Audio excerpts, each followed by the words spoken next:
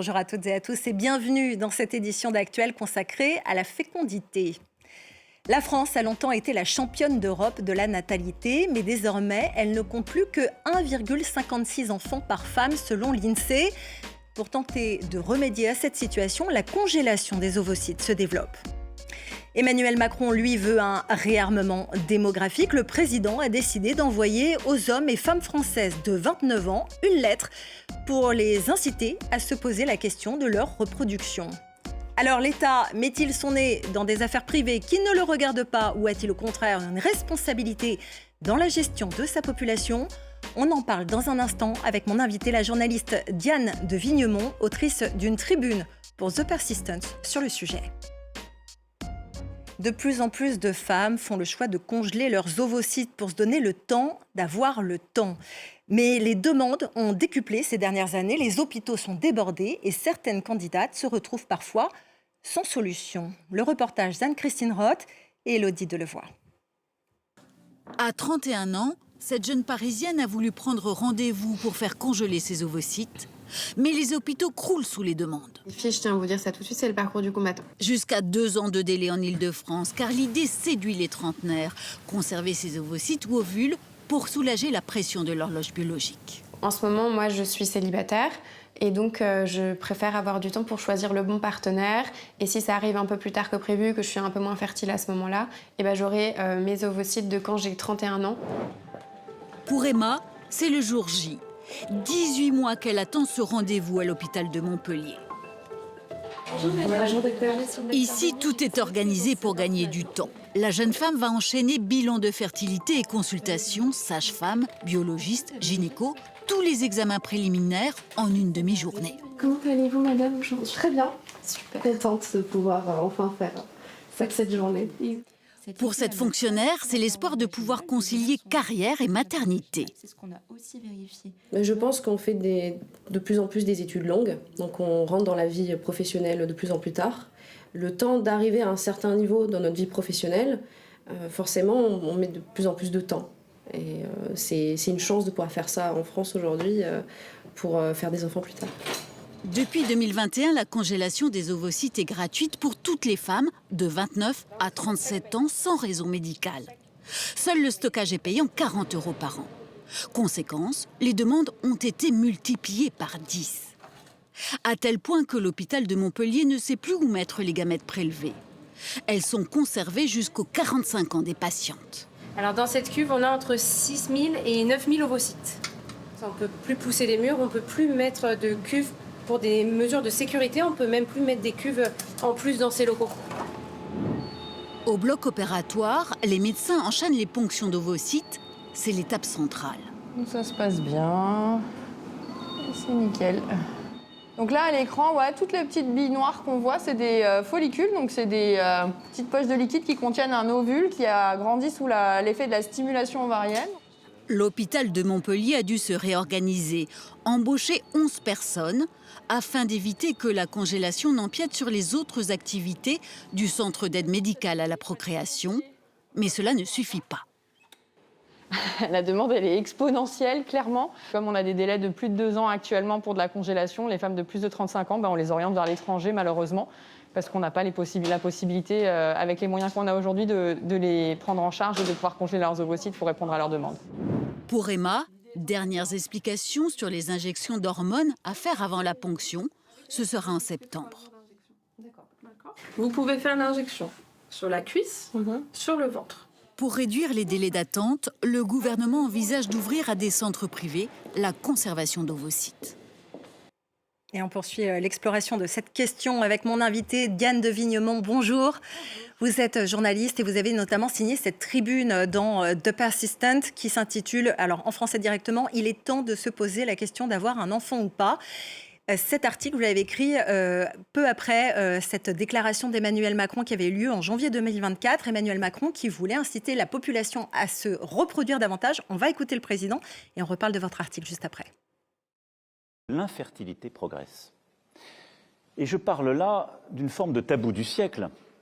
Mais les mœurs se changent, on fait des enfants de plus en plus tard, l'infertilité masculine comme féminine a beaucoup progressé ces dernières années. et fait souffrir beaucoup de couples. Un grand plan de lutte contre ce fléau sera engagé pour permettre justement ce réarmement démographique. Diane de Vignemont, qu'est-ce que vous avez pensé quand vous avez entendu cette déclaration d'Emmanuel Macron ? Alors déjà, immédiatement, j'ai su que j'étais concernée parce que j'ai eu 29 ans en 2026. Donc je fais partie des gens qui vont recevoir cette lettre. D'emblée, je me suis dit que je suis effectivement entourée de jeunes femmes et de jeunes hommes, plus ou moins de mon âge, qui font face à l'infertilité et qu'effectivement, ça peut être une bonne idée de leur proposer, de leur exposer des solutions et de leur en proposer certaines et d'augmenter leur capacité d'accéder à certaines d'entre elles, telles que la congélation d'ovocytes, qui sont vraiment assez bloquées en France aujourd'hui face à cette demande. Après, je me suis aussi rendu compte que j'étais entourée de femmes qui avaient 29 ans et qui savaient déjà qu'elles étaient infertiles, pour lesquelles recevoir cette lettre risquait d'être un moment très douloureux à passer. Et enfin, je me suis dit que je n'avais pas attendu Emmanuel Macron pour savoir que j'avais une horloge biologique et qu'il fallait se poser ces questions et pour savoir que l'infertilité était un fléau. Et je me suis rendu compte qu'il y avait quand même d'autres facteurs que l'infertilité qui font que les Françaises et les Français n'ont pas forcément autant d'enfants aujourd'hui et qu'aucun de ces facteurs n'était adressé dans cette lettre. Oui, c'est un peu le sous-titre de votre article qui dit en fait, la question n'est pas que biologique, elle est aussi sociale. Qu'est-ce que vous voulez dire par là ? Je veux dire par là qu'au-delà de l'infertilité, selon un sondage, une enquête de l'Assemblée nationale de 2024, les facteurs les plus souvent cités par les Français qui expliquent pourquoi ils n'ont pas eu d'enfants, au-delà de l'infertilité, c'est des facteurs économiques, professionnels et symboliques. Donc symbolique, on sait très bien notamment que pour les femmes, ça veut dire que ça a un véritable impact sur notre carrière que d'avoir un enfant. Donc tous ces facteurs ne sont absolument pas mentionnés dans cette lettre comme des facteurs qui peuvent impliquer notre choix ou non de nous reproduire. Et c'est de là que partait l'idée de cette tribune, que l'infertilité n'est qu'un des facteurs et que tous les autres facteurs qui peuvent nous bloquer, nous, jeunes hommes et femmes de 29 ans, sont des facteurs sociaux sur lesquels l'État a un réel ou pourrait avoir un réel impact. Au-delà de la question biologique et de la question sociétale, il y a aussi cette question du vocabulaire employé par le président français quand il parle de réarmement démographique. C'est un peu curieux d'employer un terme aussi belliqueux pour parler d'enfants. Qu'est-ce que vous en avez pensé ?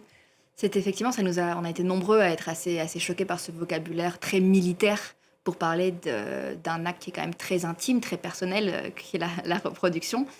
Après, c'est devenu un tout petit peu plus clair quand on a des membres, par exemple le chef d'état-major des armées, qui s'adresse à cette conférence des maires de France pour leur dire, des maires MAIRES de France, pour leur dire que la France, face au climat de guerre ambiant, doit être prête à sacrifier et à perdre plus de ses enfants. On se rend compte que ce réarmement démographique n'est pas si séparé du militaire finalement. Et on se demande à quel point il y a un lien dans la tête du président, mine de rien. Emmanuel Macron n'est pas le premier chef d'État à avoir une opinion sur ce que les gens doivent faire en termes de natalité.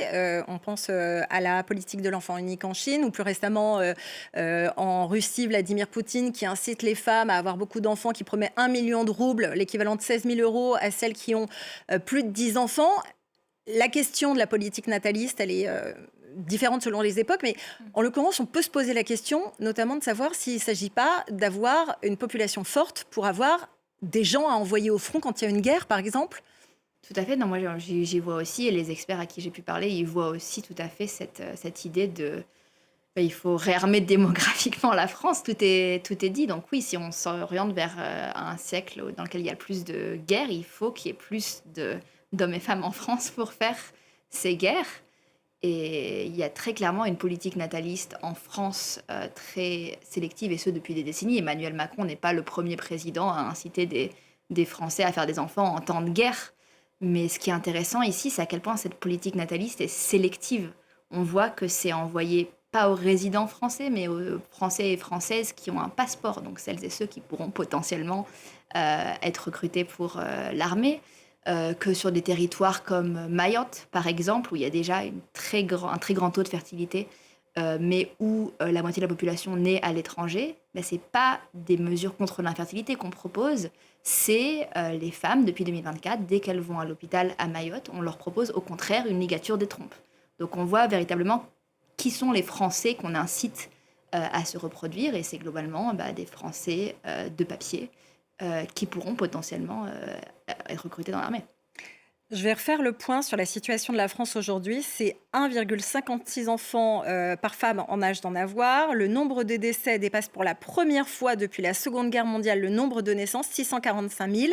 Donc il n'y a plus de renouvellement des générations et les femmes ont leurs enfants de plus en plus tard. On est passé de 28 et quelques années à plus de 31 aujourd'hui. Est-ce que derrière cette inquiétude sur le nombre d'enfants, il n'y a pas aussi l'inquiétude du financement des retraites, des choses qui sont extrêmement prosaïques, très terre à terre? Effectivement, on a le droit de se poser ces histoires du militaire parce que le président lui-même a fait le lien avec le vocabulaire du réarmement démographique, mais qu'effectivement, il y a cette question lancinante aussi du financement des retraites, du financement des services publics qui vont être de plus en plus compliqués si on continue à avoir aussi peu d'enfants.